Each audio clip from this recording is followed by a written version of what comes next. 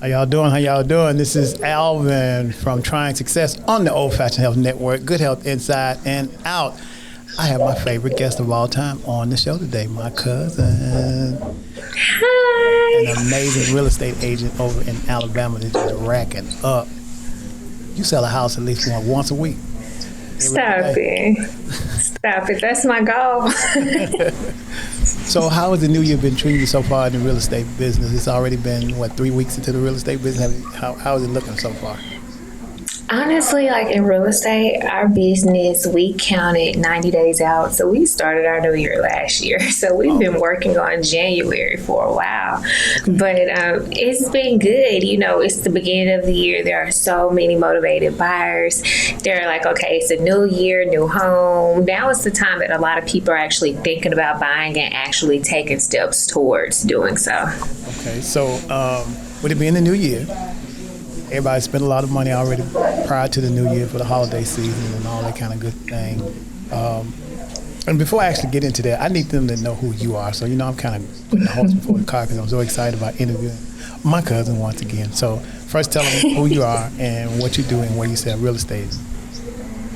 Yes, for you guys that don't know me, he is my favorite cousin. Don't tell our other cousins. But my name is Krispin Watson. I'm a mom. I'm a realtor, entrepreneur. I've been into real estate going on 2 years now, so I'm fairly new in the game, but I've learned so much over this past year to where I'm excited to talk about it and just share what's going on in the market with you guys and hopefully encourage you to become a homeowner. Okay. Well, I'm already encouraged. I'm waiting until you're ready to sell it because you sell your market right now is Alabama, right? Yes, but in 2022, just to put y'all in on a little secret, I will be getting my license in Georgia. So soon I will be trying to take over the Atlanta market as well. Okay. All right. So is there in real estate right now, the hottest thing, what seems to be going on right now, as I talked to you earlier about, is that the rental properties, the rental rates are going really, really high. Do you have any idea why you think it's doing that? It's America. I'm sorry, like everything is going to eventually go up as it has been over the years. Like it's typical inflation, but I think now people are getting a little more greedy with it perhaps because they know it's such a demand. People aren't hardly able to find houses, so of course what's next? You have to rent. Right. So of course they're going to skyrocket those rent prices because they can, honestly. Right. Yeah, because here in Atlanta in Georgia, when I tell you the rental rates here are like crazy. I mean it's gone up a lot from maybe 2 years ago, 3 years ago. And at first, I was thinking it had a lot to do with COVID and stuff like that, but it may just be the fact that, like you said, inflation is pretty bad right now. Yeah, and every year that I stayed in an apartment when I was renting, it went up every single year. So that doesn't surprise me. I don't know how much it's going up now as far as like percentage-wise, if they're going up 10% on rent or what, but that is another reason why I encourage everyone to buy, because once you have that mortgage, that's your rate. That's what you're paying. It's not going to go up. It's not going to go down.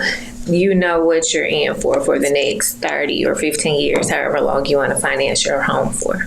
So what are the first steps you would tell a person to do if they're thinking about buying a home? Let's say, so this is January, and I say, I really want to buy a house by the fall. What are the things I need to have in place to prepare myself to buy a home? First thing first, you need to contact me so we can set up a consultation. Okay. But after we do that consultation, some things you can be preparing for: getting your credit in a nice enough shape to where you have a rate that's not crazy. Okay. Because of course, the higher your credit is, the higher your credit, the lower your rate, and vice versa. So definitely work on your credit. Save as much as you can in case you have to make a down payment. A lot of people do. But aside from down payment, there are other costs that are involved with purchasing a home, such as closing costs, and that's a buyer's expense that buyers need cash on hand want to be able to make these purchases. So definitely save. And those are the two biggest things. Just kind of watch what you do with your credit. Try to pay off as much debt as you can. Try to pay your credit card balances as low as you can so you can have a lower debt to income ratio. So is it possible that you could buy a house with, what's the lowest credit score at a minimum that a person can have to start trying to buy a house? You will see where they say you can get a house as low as a as low as a 540. Okay. I wouldn't advise it, and it'll be hard to actually find a lender that will lend to you with a 540. Typically, the lowest I've seen that you can, more so get by with a 580. Okay. But I do encourage everyone to try to at least get like a 620, 640 so you can qualify for some incentives that may cover a percentage of your down payment. I know it's a particular product with Regions Bank. If you have at least a 700, I believe, you don't have to make a down payment at all. So that's why we really push and encourage that you really get your credit in tip-top condition. But if it's not, don't let that discourage you, because like I said, there are other options, but you will just be at risk of paying a higher rate for your home. Okay, so here's a scenario. Let's just someone has a six. Let's give them a 620, right? But they may have two items on their credit. So is it that their credit needs to be cleaned up before they come, or can they have? I guess they can't have any. No one can have any collections for sure, right? We're talking negative accounts on their credit, right, like derogatory accounts. Yeah. Yeah, see, that's more of a lender question, okay, and your credit doesn't have to be like wiped completely clean, because a lot of people make the mistake and just think that they have to pay off every single thing in order to qualify, but that's not the case. I have preferred lenders that I work with where they can run your credit, and if you're unable to get approved, they can send you information from I don't know where they get this information from, but somehow they calculate it and they let you know exactly what you need to pay down on each card. So you're not, stuck on paying a medical bill when they don't even look at medical bills, So there are different things that go into you being able to get approved that they can look at. And they will tell you at least down to like the dollar, like the penny amount, like you need to pay $321.48 on this card. Okay. And they'll tell you don't pay it down to a zero balance, because that could hinder you as well. So a lot goes into that credit and lending piece, but we do have people that are qualified that can help you with that aspect, just so you aren't just paying and not really making a change in your credit. Okay, so next question. So condo, a regular home that doesn't have associations or type of dues, or just a regular standalone home. So like for me, I like a home that's just like a standalone. I don't want a house where I have to pay any type of HOA fees, condo fees. Yeah, so what are the downsides and the positive sides of actually having the options of having to pay those kind of fees? Just you're paying for convenience, the amenities, Okay. Maybe like the security that they have in those properties. Like you said, I'm more of a single family home person myself. I like my space, and but it's not for everybody. Some people like that condo lifestyle, penthouse apartment type living. So you gotta pay to stay. You want to pay with the pool, it's 100 feet away, you gotta pay for it. So. Okay, so I guess there's a difference between having somebody cutting your grass, making sure your gutters are cleaned out and all those kind of things, versus you doing it yourself if you have a single family home. Yeah, and then you have to make sure that that's actually included in that cost, because different condos have different regulations and fees and things that they cover.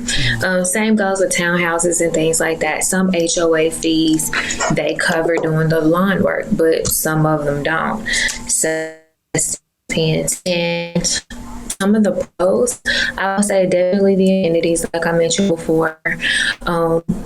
One of the cons, I would say, just imagine, and Lord forbid this doesn't happen to anyone, but if one person's unit catches on fire, you're right next to them, you're at risk for possible damage to your home.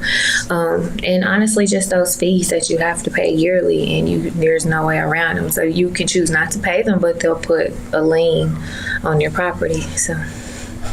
Okay, so so an investor, right? So let's just say there's a house that has like a duplex, right? And it has like four houses, four units attached to it. Is it better for me if I'm an investor to buy and stay and rent those others, or rent them all out and then stay outside? What do you think? Do you think that's which direction would you probably tell people to go? And is investing in a property better than buying and investing in a property for yourself? For the first question, it depends on what level investor you are. Okay. If you are a beginner investor, you're just starting out, it makes perfect sense for you to live in one of the units. And if that's going to be cheaper, honestly, you just kind of have to do the math. You can find like somewhere to stay super, super cheap, or you can stay with a relative for free or something. By all means, rent them all out, make your money. But if you're having to pay $2,000 to live off site when your 3 other tenants pretty much cover the mortgage and then some, it allows you to live free, why not? And you can definitely expand your portfolio. And then not only that, you're on site, so you can kind of see what's going on, and hopefully the tenants aren't act too crazy if they're not the landlord lives right over there too. So doesn't it? So when I've seen, well, you watch these little infomercials that you see all the time about you can buy a house for $5,000, and you don't need to. You can find a house for an investor and let the investor pay you or some crazy. What is that all about? Is that actually a thing? I would have to know exactly what they're saying in these infomercials, but you can get properties for really cheap. You can get tax deed properties. You can attend tax auctions. And I've had investor clients tell me that, hey, I bought this house for $3,000. I have a renter in it that pays me $850 a month. So it's definitely doable if you can find a home. And there are other like hard money lenders and different people that fund particular investments. So you may have to put down X amount of money in order to use a hard money lender, so say $100,000 to buy a property and rehab it. And then of course pay them back. And yeah, it's a process. I would have to know exactly what those infomercials are saying, but you can get a property for that cheap. It's possible. Okay, so the other question I want to have for you is when I see people, well, I guess I'm speaking for myself, but if in buying a house, I'm thinking about the area. So to me, what is some of the main things people should look for when they're trying to buy a house as far as the area is concerned? What do you suggest? Some tips I give people, if you are unfamiliar with the area, so if you already live in a town, you kind of know what are the good areas and whatnot. But just say you were moving to a different state and you want to find like the good area, what you consider good. You can join some local Facebook pages for different communities. And they keep it real on Facebook, so you'll know what's going on, if anything. And of course, public records, you could check the news, you could contact your local police department and kind of get some stats on the crime rates and things like that. You can always look up sex offenders. That's public information. You can just put in an address and see who's the sex offender around you. And if you are local and you're able to ride out in the area, I would say drive out there during the daytime and also go check it out at night, just to make sure you're comfortable with the area. It's nothing like having your own feel for it. So is it possible to once you close on a house, so say for instance I buy a house, and then is there a time that loan can be rescinded if I say, you know what, I bought this house, the inspector didn't do something that I found out later. Can I actually go back and rescind this? Like, okay, something's not right? It depends on your state laws, I believe, because they're different in every state. But that would be in your loan signing packet. Okay. If I'm not mistaken, I know for like refinances, you have 3 days to rescind it. So I'm sure that there is a waiting period for us. What that is exactly, I will research that and tell you guys the next time. But just say, like you brought up the scenario about the inspector. You'll get that inspection report back way before you close on the home. And hopefully your home has some type of home warranty to where if anything like that were to happen, the home warranty would cover it. But that's just like an incident with one of my clients. I asked the clients to move from LA actually, and they moved into a home and it immediately leaking water in the basement. We had the home inspected. It didn't come up on the inspection because it only happened when it rained. So can't really blame the inspector in that scenario because of course it wasn't raining and it wasn't disclosed from the sellers. But Alabama is a buyer beware state, so pretty much you're buying it at your own risk. If anything happens, you can't go back and sue the seller. Deal with it. That's Alabama law. So I'm sure it's different everywhere, but that is something that buyers do need to know in Alabama, because a lot of people in this market are waiving inspection contingencies. And I tell my clients, like, you can do that, but make sure this is a choice you are making. Make it clear that I'm not advising you to not have an inspection contingency because of the simple fact we are a buyer beware state. I never knew that. Yeah. Okay, so to not to hold you too long, now just no, you aren't good. Okay, so let me ask you this. So, what are some of the things a person should look for when they're looking for a real estate agent? What is the things they should look for? That's a really good question, because a lot of people will start calling and contacting you. When you start really looking for a house and you get on a lot of these sites, they'll let you click around, but eventually they might say, hey, put in your contact information to keep viewing the house.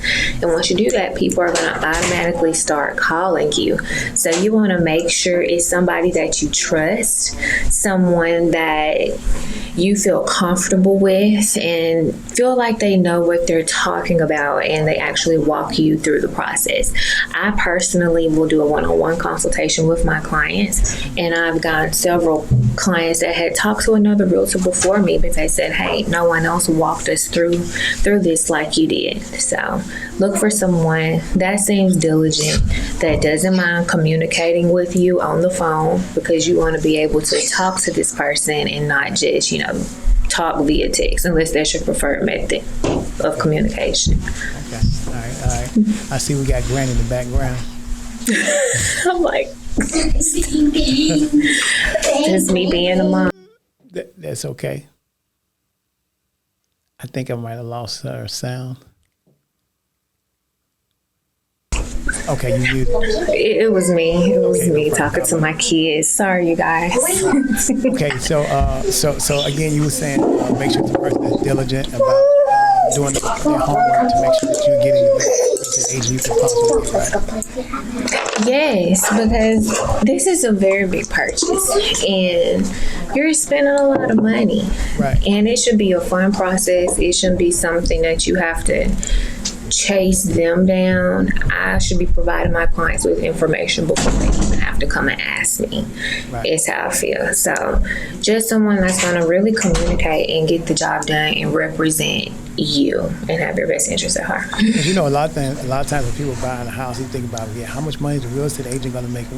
The buyer, the purchaser is so concerned about, I know the agent's making a lot of money, as opposed to trying to see if this agent giving you the quality service that you need. The effective service. I agree. And that's honestly, commission and how much the agent getting paid should not be anything that a buyer is concerned about, because they don't pay it. See, and that's the thing that the things that we really don't know.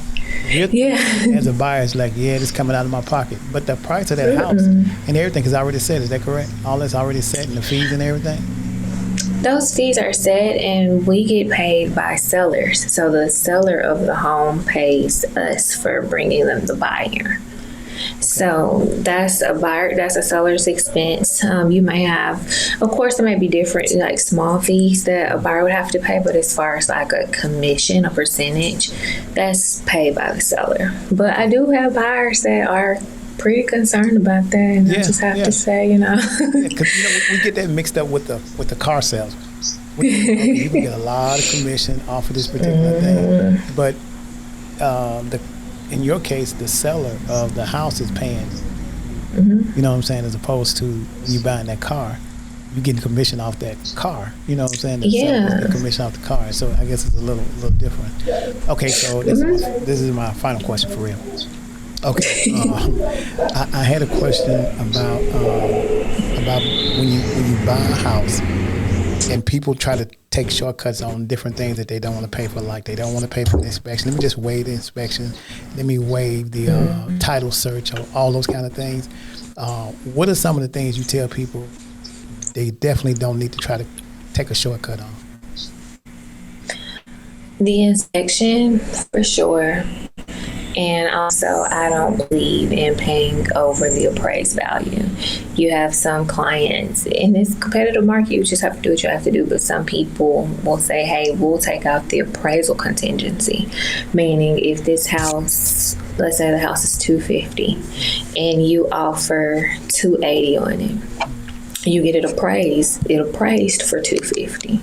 So you've waived the appraisal contingency, and now you're stuck paying $280, although this home is only worth $250. Wow. So you're paying $30,000 out of pocket over the appraised value for this home. So you can get in those type situations with appraisal contingencies. Now I have run them in some contracts. We have one and we have used it, but my max on an appraisal contingency is like $1,000 or $2,000. I say like, hey, I would go maybe $1,000 or $2,000 over, but that's it. Okay. So don't waive the appraisal is one of the things. And what do you think about like? I'm not trying to give these people any credit, because they're not paying for this like those insurance, like home warranty shields and stuff like that. Do you suggest people getting those type of insurance coverages? Because I think there's like, I don't know what it is now, but how do you feel about that? Is it like just a personal choice? Because I've benefited from mine. Yeah, they're great to have, especially if you're moving into an older home. 100% is good to have, because with the older home, you get wear and tear with those. And usually a lot of new construction come with a builder's warranty. So you have a warranty with a new construction. But if it's just like a home that was built a couple years ago, it's still good to have, because you just never know what is going to happen.